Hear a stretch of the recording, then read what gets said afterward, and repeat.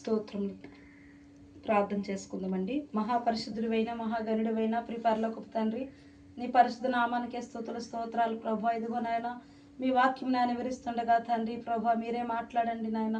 మీ ఆత్మశాత నడిపించి ప్రభా వింటున్న ప్రతి ఒక్క హృదయాల్లో తండ్రి మీ వాక్యం నాయన ఫలించుటకు సహాయం చేయమని నజరేయుడైన యేసయ్య నామములో పెట్టి చిన్నపాటి ప్రార్థన అడిగి వేడుకొని పొందుకొని ఉన్నాము నా పరలోకపు తండ్రి, ఆమేన్. మరి ఈ సమయంలో కొద్ది మాటలు పరిశుద్ధాత్మ దేవుడు నా హృదయంలో ఉంచారండి. మరి వాటి కొరకు మనం ధ్యానించుకుందాం. ఇక్కడ పరిశుద్ధ గ్రంథమైన రూతు గ్రంథం కొరకు మనం చదివినట్లయితే రూతు గ్రంథము 2వ అధ్యాయము 8వ వచనములో, అప్పుడు బోయోజు రూతుతో, నా కుమారి, నా మాట వినుము, వేరొక పొలములో ఏరుకొనుటకు పోవద్దు, దీని విడిసి పోవద్దు, ఇచ్చటే నా పనికత్రి యొద్ద నిలకడగా ఉండమనను. ఇక్కడ మనం పరిశుద్ధ గ్రంథములో చూసినట్లయితే పరిశుద్ధ గ్రంథం అంతా అనేక పురుషులు తన భక్తులు రాశారు. మరి ఇద్దరు స్త్రీల కోసము సంప్రదించబడి ఉంది. దానిలో రూతు, రెండోది ఎస్తేరు. ఇక్కడ ఈ స్త్రీ తన జీవితము ఒక మూడబారిపోయిన జీవితం వలె ఉంటుంది. చూడండి, ఎల్మేలేకు మనం చదివినట్లయితే నయోమి వారి జీవితంలో శ్రేష్టమైన స్థలాన్ని విడిచిపెట్టి వారు వెళ్ళవలసిన ఎక్కడికంటే వెళ్ళకూడని చోటికి మోయాబు దేశానికి వెళ్ళారు. దేవుడికి దూరంగా వెళ్ళిపోయారు. దేవుడితో సంబంధాన్ని తెంచుకున్నారు. అక్కడికి వెళ్ళాక కొంతకాలం వారు బాగానే ఉన్నారు. వారికి ఏ ఆటంకం లేదు, ఇక్కడ ఆహారం లేదనుకొని వెళ్ళిపోయారు. చాలా మంది దినాల్లో ఆత్మీయులు విడిచిపెట్టి దూరం అయిపోతూ ఉంటారు. అక్కడ బాగుంది అనుకుంటారు, కానీ తర్వాత తెలుస్తుంది దాని యొక్క అది ఎంత చేదుగా ఉండో అన్నది. ఇక్కడ ఎల్మేలేకు తన కుమారులు తన భార్యను తీసుకొని మోయాబు దేశానికి వెళ్ళారు. కొంతకాలం అక్కడ జీవించారు. కుమారులకు పెళ్లిళ్ళు చేశారు. వారు కూడా ఒక 10 సంవత్సరాలు అక్కడ ఉన్నారు బాగానే అనేసి వాక్యం సెలవిస్తుంది. అయితే తర్వాత ఏం జరిగిందంటే సడన్గా వారి జీవితంలో ఎప్పుడు కోలుకోలేని విషయం జరిగింది. మొట్టమొదటిది ఎల్మేలేకు చనిపోయారు, తన 2 కొడుకులు చనిపోయారు. ఇప్పుడు 3 కోడళ్ళు ఒక ఎదవరాలుగా మిగిలిపోయారు. 2 కోడళ్ళు, నయోమి, 3 కూడా విడిచిపెట్టబడిన వారుగా ఉన్నారు. ఇలాంటి పరిస్థితిలో వారికి ఏం జ్ఞాపకం వచ్చిందంట, తన దేశమందు బెత్లెహేం అనే వారికి ఆహారం ఇస్తున్నారనే విషయాన్నంట వారు అక్కడ విన్నారంట. వినగానే బయలుదేరారు. బయలుదేరినప్పుడు అక్కడ నయోమి అంటది, నా కుమార్తెలారా అని పిలుస్తుందండి కోడళ్ళిద్దరిని. నా కుమార్తెలారా, మీరు మీ అమ్మ వాళ్ళ ఇంటికి వెళ్ళిపోండి, నేను నా దేశానికి వెళ్ళిపోతున్నాను. అయితే వార్ప ముద్దు పెట్టుకొని వెనక్కి వెళ్ళిపోయింది, కానీ రూత్ అయితే ఆమెని హత్తుకుంది. మనం ఈ వాక్యం అంతా చదివినట్లయితే చాలా విషయాలు మనకు అర్థమవుతూ ఉంటాయి. రూతు గుణగుణాలు ఏంటంటే దేవుడిని వెంబడించే వ్యక్తిగా మనకు కనిపిస్తుంది. హల్లెలూయా. మొట్టమొదటిగా ఆమె ఎన్నుకోవాల్సింది ఏంటంటే దేవుడి దగ్గరికి వెళ్ళాలని ఆశ ఆమెలో కలిగి ఉంది. రెండోది సంఘంలో ఉండాలని. మూడోదిగా దైవ సన్నిధిని నేను అనుభవించాలనుకుంది. ఇలాంటి తీర్మానం ఎప్పుడైతే ఆమె తీసుకుందో అత్తుకొని నయోమితో వచ్చిందండి బెత్లెహేంకి. హల్లెలూయా. ఈరోజు చాలా మంది ఆత్మీయులు విడిచిపెట్టి దూరంగా వెళ్ళిపోయి అన్ని నష్టపోయిన తర్వాత ఇంకా ఏ ప్రయోజనం లేని పరిస్థితుల్లో వచ్చినా ఎంత మాత్రం కూడా విలువ లేదు. ప్రేమైన వారలారా, రూతు యొక్క జీవితం మనకి ఎంతో ఒక మార్గదర్శిగా ఉందండి. రూతు తన జీవితంలో ఏ ఆశలు కూడా పెట్టుకోలేదు, కానీ దేవుడు నాకు కావాలని ముందుకొచ్చింది. కాబట్టే ఏమో దేవుడు ఆమెను అంతగా దీవించారు. హల్లెలూయా. తనతో పాటు వచ్చి చక్కగా కష్టపడుతుంది, నిలకడగా నిలిచిందంట. హల్లెలూయా. నిలకడగా కొలిసే స్త్రీ దేవుడికి ఎంతో ఇష్టమైన వారు. హల్లెలూయా. ఈరోజు చాలా మంది స్త్రీలు నిలకడ అనేది ఉండలేదు. ఎందుకు నిలకడ ఉండట్లేదంటే వారు ఆత్మీయ జీవితం దేవుడి సన్నిధిలో నిలకడగా ఉంచుకోవట్లేకపోతున్నారు. కాబట్టి కుటుంబాల్లో కలహాలు, జీవితాల్లో కలహాలు అన్ని తేడం గల కారణం బైబిల్లో సామెతల గ్రంథం 14వ అధ్యాయం 1వ వచనంలో ఏముందంటే జ్ఞానురాలు తన ఇల్లు కట్టును అని ఉందండి. హల్లెలూయా. ఈ లోకంలో దేవుడు శిరస్సు పురుషుడని చెప్పారు, కానీ ఇల్లు కట్టును అని స్త్రీకి ఎందుకు ఇచ్చారంటే ఎంత గొప్ప ధన్యత మనకి ఇచ్చారంటే స్త్రీలైన వారి కోసం నిలకడ కలిగి జీవించే కుటుంబం. నువ్వు, నీ భర్త, నీ బిడ్డలు కనీసం ఒక చెట్టు కింద సంతోషంగా ఉన్న అదే గొప్ప ఇల్లు. హల్లెలూయా. నీకు ఉండేది మేడ ఉందో, నాకు బిల్డింగ్ లేదు, నాకు అది లేదని ఏ రోజు కూడా నువ్వు బాధపడకూడదు. ఎప్పుడు నువ్వు దేవుడి యందు నిలకడగా నిల్చుంటే నీకేం కావాలో దేవుడే ఇస్తారు. హల్లెలూయా. నిన్ను ఏ సమయంలో నిన్ను హెచ్చించాలో అది ఆయన చిత్తం, ఆయన ప్రణాళిక. ఇక్కడ రూతు నయోమితో వస్తే ఆమెకి ఏమి రాదు, అక్కడ ఏమి లేదు, అన్నీ కూడా శూన్యం అయిపోయింది. అయినప్పటికీ కూడా ఆమె ఏం చూసిందంటే, నీ దేవుడే నా దేవుడు, నీ జనులే నా జనులు, నీవు మరణించిన చోట మరణం తప్ప నిన్ను నన్ను ఏది వేరు చేయదు. ఒక నిలకడ కలిగి జీవించింది. హల్లెలూయా.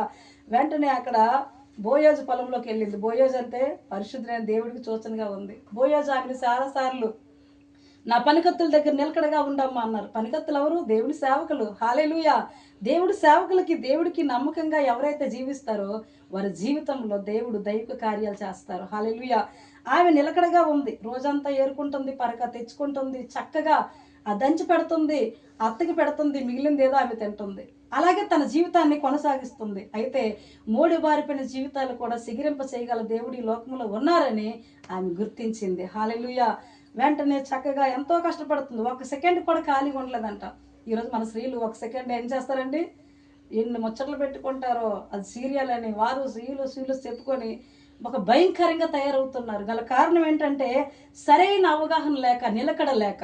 ప్రేమైన వారులారా, వింటున్న ప్రతి ఒక్కరికి ఈ సమయంలో చెప్పాల్సిన విషయం ఏంటంటే, నువ్వు దేవుడిలో నిలకడగా నిలబడితే నీ కుటుంబంలో, నీ బిడ్డలు, నీ భర్త, నీ భార్య అందరూ కూడా మార్పు చెందుతారు. హల్లెలూయా! నువ్వు భయపడే పనే లేదు. దేవుడి యందు నువ్వు నిలకడగా, మొట్టమొదటిగా నిలకడగా ఉండడం నేర్చుకో. సమస్త కార్యాలు కూడా దేవుడు జరిగిస్తారు. హల్లెలూయా! బోయోజు చక్కగా ఆమె విశ్వాసాన్ని, కుమారి నీ సత్క్రియలు మునుపటి సత్క్రియలు కన్నప్పుడు నీ క్రియలు చాలా బాగున్నాయని ఆమెను ఇష్టపడి అతను వివాహం చేసుకున్నారండి. హల్లెలూయా! తన జీవితం ఎలా మారిపోయిందంటే అసలు ఊహించలేని కార్యాలు. ఒక యజమానులను వివాహం చేసుకోవడం ఎంత గొప్ప ధన్యత అండి. ఆమె చక్కగా బోయోజు వివాహం చేసుకున్నాడు. నూతన జీవితం ఆమెకు వచ్చింది. అయితే నయోమికి ముసలితనమందు ఒక కుమారుడు జన్మించారు మనవడు. హల్లెలూయా! ఒబేదం పుట్టారు. అతనికి యెస్సయ్యకు దావీదు వంశంలో నుంచి ప్రభువైన యేసుక్రీస్తు వారు ఈ లోకానికి వచ్చారు. హల్లెలూయా! ఒక స్త్రీ దేవుడికి అప్పగించుకుంటే తన జీవితము ఎన్ని కార్యాలు చేశారండి. హల్లెలూయా! నువ్వు నేను దేవుడికి అప్పగించుకుంటున్నామా? అప్పగించుకోకపోతే ఇంకా దేవుడు నాకు చేయలేదు అనుకుంటావు. కానీ నువ్వేం చేస్తున్నావు దేవుడి కోసము? నువ్వేం చేస్తున్నావు దేవుడికి? దేవుడు మాకు అది చేయలేదండి ఇచ్చే. చాలా మంది దేవుడు ఏదో మనకు పనోళ్ళగా మాకు అది కావాలి, ఇది కావాలి అంటారు. కానీ అది ఏమాత్రం కూడా కాదు. దేవుడికి నీ హృదయాన్ని అప్పగించుకో, నీ పట్ల గొప్ప మేలు చేస్తారు. హల్లెలూయా! ఇక్కడ రెండోదిగా దేవుడి యొక్క సేవకుడు కావాలని ప్రార్థన చేస్తున్న వ్యక్తిని మనం చూస్తున్నామండి. చూడండి, మొదటి సమూయేలు గ్రంథము 1వ అధ్యాయం 10వ వచనంలో, బహు దుఃఖాకాంతరాలై వచ్చి యెహోవా సన్నిధిని ప్రార్థన చేసి బహుగా ఏడ్చుచు, సైన్యములకు అధిపతియగు యెహోవా, నీ సేవకురాలను నాకు కలిగి ఉన్న శ్రమను చూసి నీ సేవకురాలు నన్ను మరొక జ్ఞాపకం చేసుకొని, నీ సేవకురాలు నాకు ఒక మగ పిల్లవాడు దయచేసిన ఎడల వాని తల మీదకు షారపు కత్తి ఎంతకి రానిక వాడు బ్రతుకు దినములన్నిటిను నేను వాని యెహోవాకు నీకు అప్పగించుకొని మొక్కుబడి చేసుకొనును. ఆమె యెహోవా సన్నిధిని ప్రార్థన చేయుచుండగా ఏలి ఆమె నోరు కనిపెట్టుచుండును. హల్లెలూయా! ఇక్కడ మనం చాలా సార్లు చదివాము హన్నా కొరకు. అన్న చాలా వేదనతో ఉంది. ఆమె జీవితం ఎందుకు అంత వేదన కలిగిందంటే, ఆమె తనకి పిల్లలు లేని పరిస్థితి ఒక పక్కన పెడితే తన తర్వాత పెనిన్నాని వివాహం చేశారంట. ఏంటండి, ఎలకనకి అతనికి ఇష్టం ఉందో లేదో తెలియదు, కానీ అన్నను బహుగా ప్రేమించాడు అతను. మంచి అతనే. కానీ వాళ్ళ తల్లిదండ్రులు ప్రోత్సాహం మరి ఏం జరిగిందో తెలియదు. కానీ ఆమె వివాహం చేసింది. ఆమెకు పుట్టారంట, ఈమెకి లేరంట పిల్లలు. ఈమెకి ఇంకా వేదన ఎక్కువైపోయింది. ఇటు ఇంట్లో సంతోషం లేదు, ఏదైనా శుభకార్యానికి ఎవరు పెరగట్లేదు. ఎవరైనా ఎదురొస్తే గొడ్రాలు మాకు ఎదురొచ్చిందని అంటున్నారు, నిందిస్తున్నారు, బాధిస్తున్నారు. అయితే ఆమె ఏ తీర్మానం తీసుకుంది? చాలా మంది తీసుకుంటారు, పుట్టింటికి వెళ్ళిపోతుంది అంటారు, లేకపోతే ట్రైన్ కింద, లేకపోతే బస్ కింద, లేకపోతే ఏదో నా జీవితం ఇంకంతా అయిపోయింది అనుకుంటారు. కానీ అన్న అలా అనుకోలేదు. నా సమస్య, నా కష్టము, నా ఇరుకు, నా ఇబ్బందులు అన్ని తొలగించే వారు ఒకరు ఉన్నారు. ఆయన పరిశుద్ధులైన దేవుడు అని చెప్పి పరుగు పరుగున వెళ్తుంటే భర్త కూడా పరిగెట్టాడు వెనకతలు. ఏమైపోద్దో, ఎనుగుతో గాతో చూసుకొని చనిపోతే నా పరిస్థితి ఏమవుతుందని వెనకతలు పరిగెట్టాడు. కానీ ఆమె పరిగెట్టి వెళ్ళవలసిన చోటుకి వచ్చింది. హల్లెలూయా!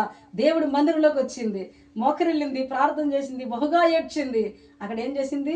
అయ్యా, నేను గొడ్రాలి, నాకు ఆడపిల్ల పుట్టినా నేను ఎంత పోతుంది, కానీ కాదు, మగపిల్లడే కావాలి, అతన్ని మీ సేవకి ఇచ్చేస్తున్నాం అని ఒక తీర్మానంతో, మొక్కుబడితో కూడుకునే ప్రార్థన చేయగానే ఏలి దైవజనులు వచ్చి ఆమె నోరు కనిపెట్టుతూ చూశారంట. ఏమ్మా, ముద్రలవై ఉన్నావా? ఎంతవరకు ముద్రలవై ఉంటావు నువ్వు? నీ ద్రాక్షరసం తొలగించంటే, అది కాదు నా ఏలిన వాడ.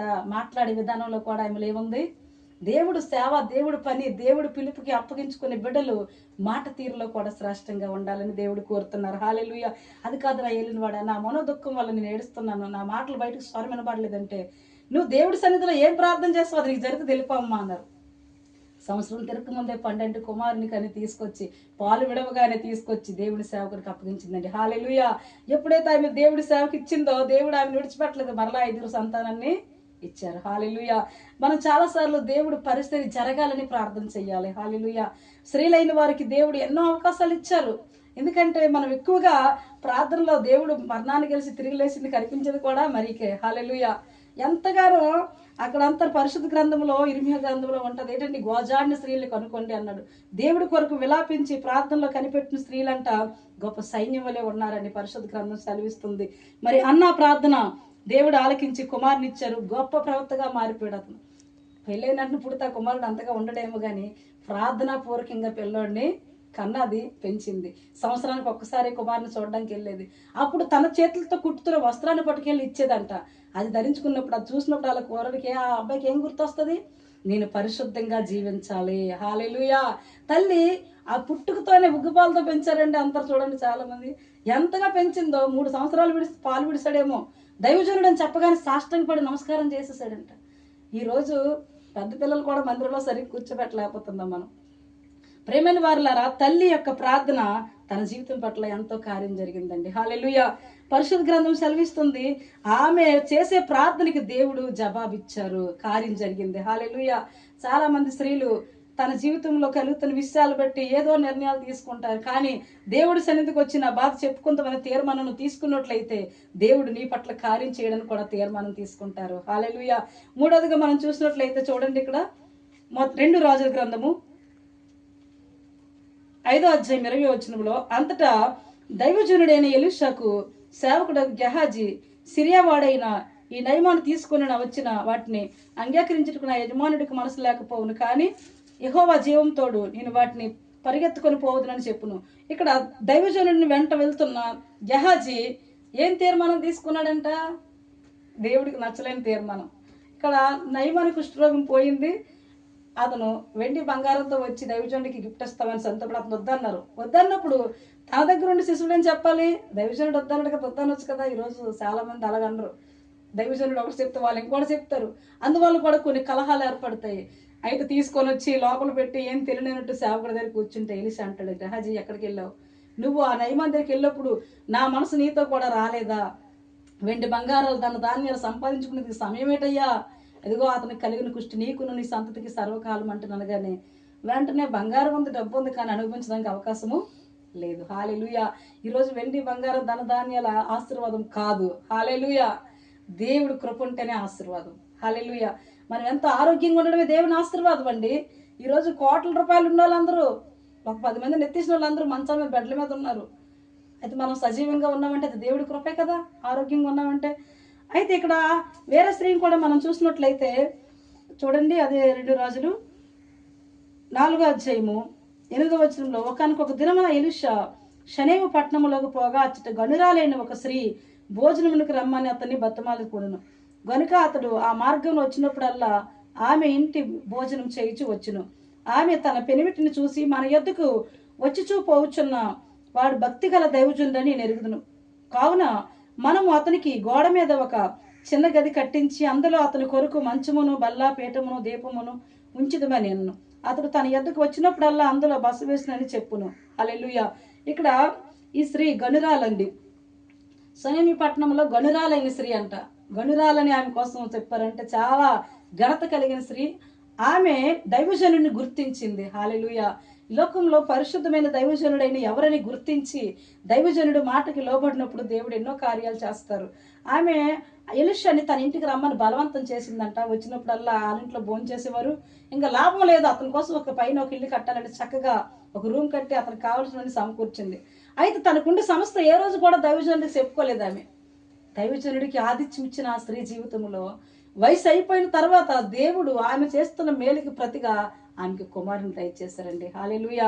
దేవుడి కోసము, దేవుడు దైవజనుడి కోసం చేసేది మనం ఏది కూడా వృధా పోదు. హల్లెలూయా. చక్కగా శ్రేష్టమైన కుమారుని ఇచ్చారు. ఒకరోజు ఆ కుమారుడు మరణించాడు. మరణించినప్పుడు కూడా ఆమె ఏం చేసిందంటే తన భర్త చెప్పలేదు కుమారుడు చనిపోయాడని. ఇరుగు పొరుగు కూడా చెప్పలేదు.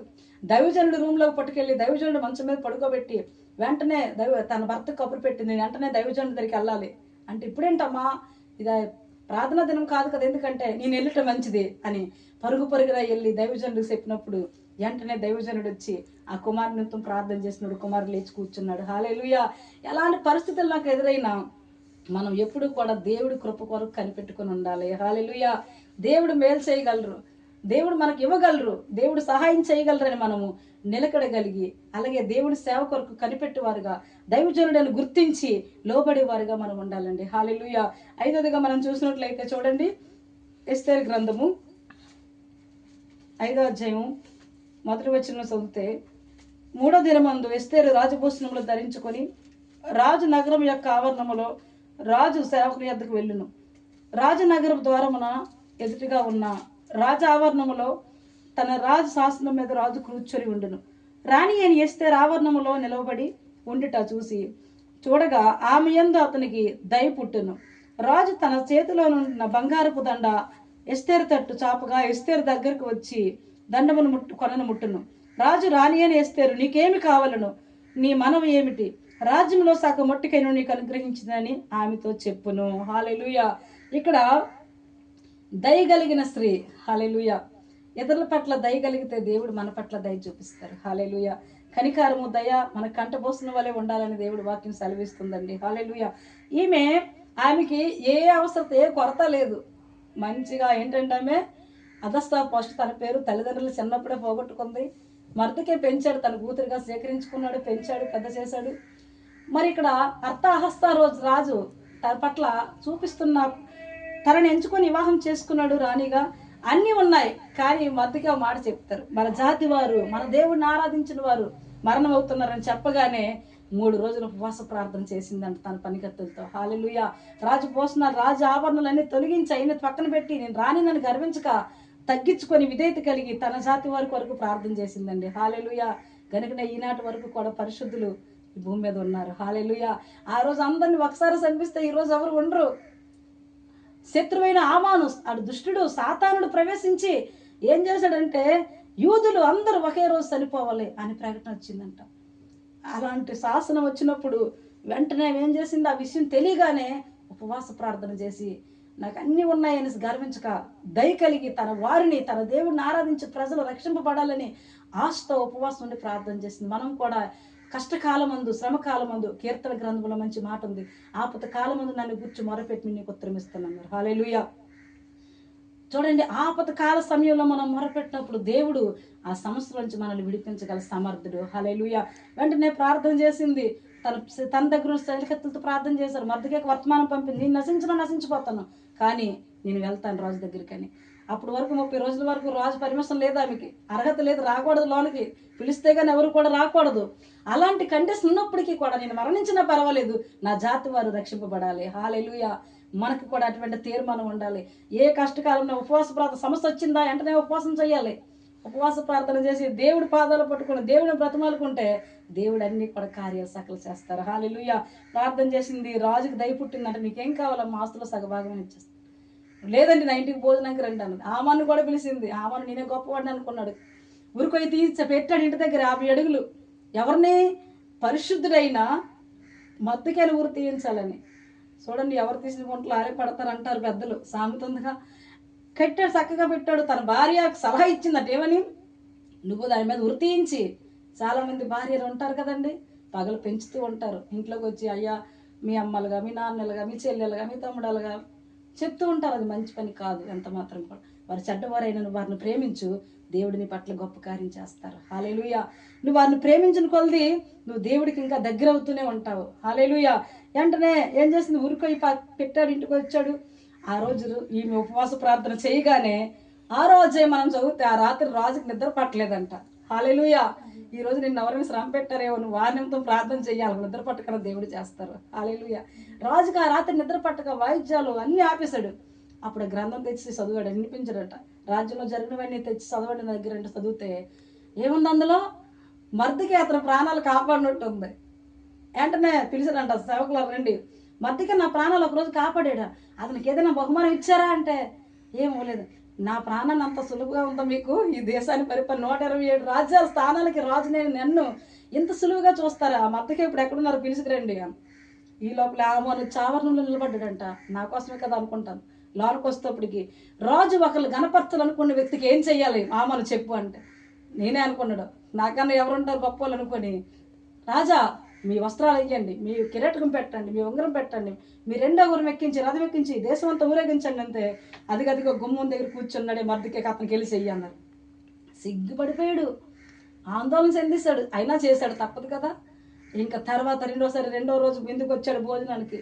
ఆ సమయంలో రాజా మా పరిస్థితి ఇది, ఈ శత్రువైన ఆమానే మమ్మల్ని సంపాలని చూశాడు అనగానే వచ్చాడంటే బతిమలాడుతున్నాడు రాణి దగ్గర. అమ్మా వెంటనే రాజు నోటంట, నా భార్య దగ్గరే నా ఎదుటే ఎలాంటి తప్పుకు గురవుతావు అంటప్పటికి వెంటనే వచ్చి సైనికులు బంధించారు.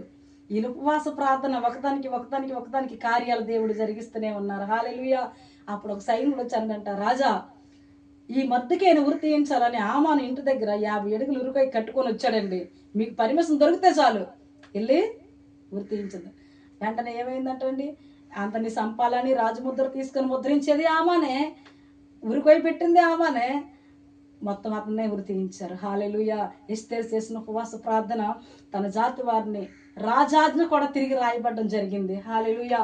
మనం చాలాసార్లు ఈ పని ఎంతైనా జరగలేదని అనుకుంటున్నామేమో, మనం ప్రార్థన చేసి ఉపవాసం ఉండి దేవుడి పాదాలు పట్టుకొని దేవుడిని బ్రతిమాలాడు. ఏ మనుషుని బ్రతిమాల పని లేదండి, నువ్వు దేవుడి దగ్గర బ్రతిమాలి, దేవుడి దగ్గర నీకు విజ్ఞాపన ప్రార్థన చేసే వ్యక్తివైతే నువ్వు ఎవరి దగ్గర మోకరిల్లి పని లేదు, దేవుడే నీ సమస్యలన్నీ కూడా నీ దగ్గర మోకరిల్లింపు చేస్తారు. హల్లెలూయా.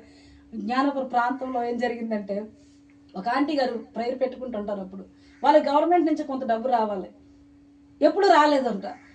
అన్నారు ఒకలాగే ఒక ప్రార్థనా మీటింగ్ పెట్టుకున్నప్పుడు ప్రార్థన చేస్తూ ఉంటప్పుడు నీ సమస్యలు నీ అక్కలు నీ డోర్ తట్టుతాయి, నీ ఇంటికి వస్తాయి, నువ్వేం కంగారు పడకమ్మా అనేసి వాక్యంలో చెప్తున్నామంట. ప్రార్థన అంతా అయిపోయింది, 4 రోజులు అయ్యింది, వీళ్ళు నైట్ డ్యూటీ చేసొచ్చి పడుకొని ఇంకా లెగలేదు. కాలింగ్ బెల్ కొట్టారు గవర్నమెంట్ 9 గంటలకు వచ్చి. ఫలానా వ్యక్తి ఎవరు అంటే మేమేనండి, గవర్నమెంట్ నుంచి ఇగో మీకు చెక్ వచ్చింది తీసుకోండి అని ఇచ్చారంట. హల్లెలూయా. దేవుడిని వెంబడిస్తే దేవుడి వైపు మనం తిరిగితే మనకి ఏది కావాలో ఏ టైంలో కావాలో అన్ని దేవుడే మన దగ్గరికి రప్పిస్తారు. హల్లెలూయా. మన నీతిమంతులు ఎన్నడూ కూడా కదల్చబడరండి, అది కూడా కీర్తన గ్రంథంలో ఉంది. ఏమండి, నీతిమంతులు నీ భారం యెహోవాను మోపము, ఆయనే నిన్ను ఆదుకోరు, నీతిమంతులనైనా ఎన్నడూ కదలనీయుడు. హల్లెలూయా. ఇక్కడ మనం మొట్టమొదటిగా చూస్తే 3 బారిపోయిన జీవితంలో ఉన్నప్పటికీ కూడా దేవుడి సన్నిధికి వచ్చింది, దేవుడికి అప్పగించుకుంది రూతు, దీవించబడింది. ప్రభువైన యేసుక్రీస్తు వారి జన్మానికి ఆమె అనుగ్రహాలుగా మార్చబడింది. హల్లెలూయా. ఆమె ద్వారా వచ్చారు, ఒకరి ద్వారా ఆ రోజు ఆమె తీసుకున్న తీర్మానము అంత బలపరచబడింది. అన్నా ప్రార్థన పెద్ద భక్తుడండి, న్యాయాధిపతిగా గొప్ప పరిపాలన చేసి గొప్పగా ప్రవర్తగా అనేక రాజులు అభిషేకించిన శ్రేష్టమైన కుమారుని కన్నది. హల్లెలూయా. ఇక్కడ గణిరాలైన స్త్రీ దేవుడి సేవకులకు ఆదిత్యమిచ్చి తన గొడ్డరాలు ఇంకా అవకాశం లేదు, ఆమె అంటది. గెహాజీ వచ్చి అంటాడు, ఆమె భర్త కూడా ముసలైపోయాడు, ఆమెకేం పిల్లలు పుడతారని మీరు చెప్పిస్తున్నారంటే, అలాంటి పరిస్థితులు ఉన్నప్పటికీ కూడా ఆమె చేసే మేలు దేవుడి పట్ల సేవకుడి పట్ల చూపిస్తున్న విధేయతను బట్టి దేవుడు ఆమెను దీవించారండి. ఇక్కడ ఎస్తేరు దయ కలిగింది.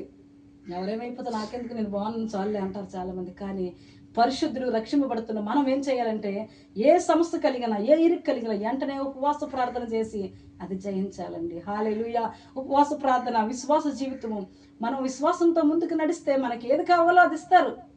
మేము కూడా సేవకు వచ్చిన కొత్తలో ఒక విషయం జరిగింది.